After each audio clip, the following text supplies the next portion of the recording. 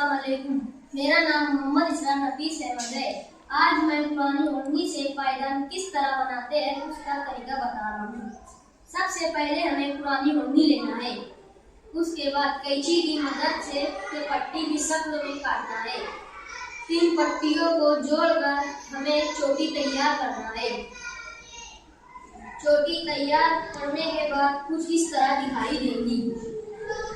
3-4 चोटियों को जोड़कर सुई धागे की मदद से पायदान की शक्ल में सीना है। थोड़ी देर में हमारा पायदान बनकर तैयार होगा। इसे हम घर में पाँव पोंछने के लिए इस्तेमाल करते हैं।